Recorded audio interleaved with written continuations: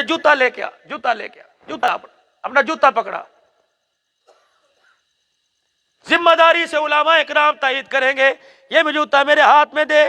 اللہ کی قسم میرے عزیزوں، ابھی میں نے پتہ نہیں کہاں سے سفر کیا تھا پچھلے دنوں، اور میرے بچے کے استاد نے کہا مجھے آپ جلسے کی تاریخ لے کے دو۔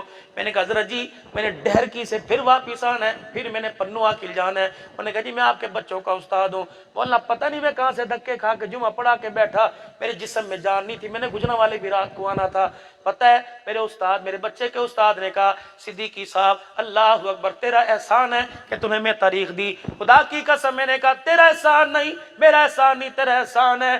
مولوی صاحب مجھے یہ لوگ اجازت نہیں دیتے، ورنہ تو مجھے اپنا لائلل کا جوتا بتا کہاں پڑا ہوا ہے، میں اس لائلل کے جوتے کو کسی برتن میں ڈال کے پانی ڈالوں، میں اس جوتے کے اوپر نہیں بلکہ تلوے کی مٹی کو رگڑوں تیرے اور سامنے پی جاؤں۔ تو نے اتنا بڑا میرے پر احسان کر دیا۔ میرے بچے نے آج وہ دعا سنائی، رب کعبہ کی قسم یہ میرا بچہ نہیں کھڑا، میرے لیے جنت کا ٹکٹ کھڑا ہوا ہے، یہ تیرا میرے پر احسان ہے۔ ابھی حافظ قرآن، مجھے نہیں پتا یہ ڈاکٹر کا بیٹا، مجھے نہیں پتا یہ قاری کا بیٹا، لیکن اس کا جوتا اللہ کی عزت کی قسم ہے اتنا قیمتی ہے، اور جنت کی تو بات ہی نہیں کرتا، میدان معاشر کی بات نہیں کرتا۔ اسے جوتے پہناؤ اور میرے ساتھ اپنے آبائی قبرستان میں سے بھیج دو، میں سے قبرستان کی دیوار کے پاس سے ان جوتوں کے ساتھ گزاروں گا۔ رب کعبہ کی قسم اللہ کو اس کے قدموں کا اتنا حیا ہے کہ قبرستان کے پاس سے گزرے گا، اللہ پورے قبرستان والوں کا عذاب قبر معاف فرما دے گا۔ یہ بتانا چاہتا تھا۔ یہ ہاتھ جوڑتا ہوں، ان اچھی نگاہ سے دیکھا کرو، ہاتھ جوڑتا ہوں ان کی قدر کیا کرو۔